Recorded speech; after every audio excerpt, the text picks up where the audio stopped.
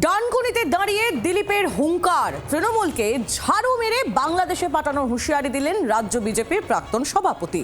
যা শুনে শাসক দল বলছে এসবই ভোটের মুখে হতাশার বহিঃপ্রকাশ।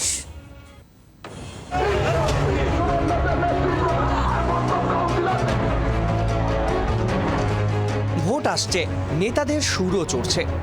গুজরাট থেকে ঝাড়ু মারতে মারতে আসছি আমরা, উত্তরপ্রদেশ, বিহার, উড়িষ্যা হয়ে গেছে, এইখান থেকে ঝাড়ু মেরে বাংলাদেশে পাঠিয়ে দেবো, ওখানে গিয়ে থাকবে তোমরা।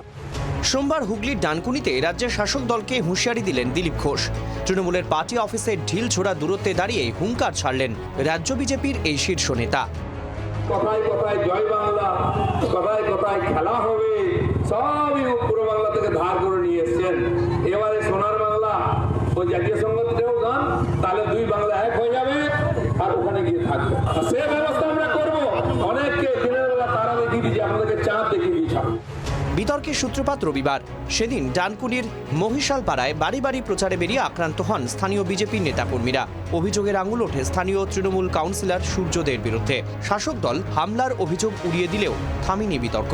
এর প্রতিবাদে সোমবার রাতে ডানকুনিতে ঝাড়ু হাতে মিছিল করে গেরুয়া শিবির। মিছিলের নেতৃত্বে ছিলেন দিলীপ ঘোষ। এই মিছিল শেষে তৃণমূলের দিকে চ্যালেঞ্জ ছুড়ে দেন দিলীপ। আমার মনে আছে এই চণ্ডীতলার মোড়ে এই শয়তানগুলো আমার গাড়ি আটকে ঢিল মেরেছিল, লাঠি পেটা করেছিল, কিন্তু দিলীপ ঘোষ চুপ করেনি। আজকে তাদের বুকে পা দাঁড়িয়ে এই জানোয়ারগুলোর অফিসের সামনে দাঁড়িয়ে আমি চ্যালেঞ্জ করছি। আজ এসছি, দরকার আবার আসবো, তোদের অফিসে ঢুকে টেনে বার করে তোর কাছে যাবো। চুপ করে নেই তৃণমূলও। তাদের দাবি দিলীপের এই হম্বিথম্বি স্রেফ হতাশার বহিঃপ্রকাশ। এরা তো হুমকি ধমক চমকের রাজনীতি বিশ্বাস করে। 2014 সালের পর থেকে এরা হুমকি দিয়ে যাচ্ছে। কখনো বলছে 6 ফুট নিচে ঢুকিয়ে দেবে, কখনো বলছে বাংলাদেশে পাঠিয়ে দেবে।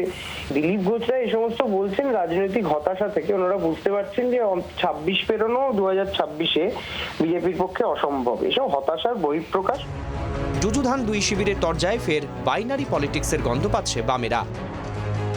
দিলীপবাবু বলছেন বটে যে ঝাঁটা দিয়ে ঝাঁট দেব, কিন্তু আসলে গাছের তলায় ঝাঁট দিয়ে তৃণমূল আর বিজেপি গোপনে একে অপরের সাথে সমঝোতা করছে। একজন কেন্দ্রের সরকার চালাবে, একজন রাজ্যের সরকার চালাবে। ভোট চলে এসছে বলে আবার সেই একটা বাইনারি পলিটিক্স তৈরি করবার জন্য এই ফাঁকা আওয়াজগুলো তৈরি করা হচ্ছে। রাজ্য রাজনীতির কারবারিদের মতে যত ভোট এগিয়ে আসবে নেতাদের এই হম্বিতম্বি আরও বাড়বে। বিধান সরকারের রিপোর্ট, জি 24 ঘন্টা।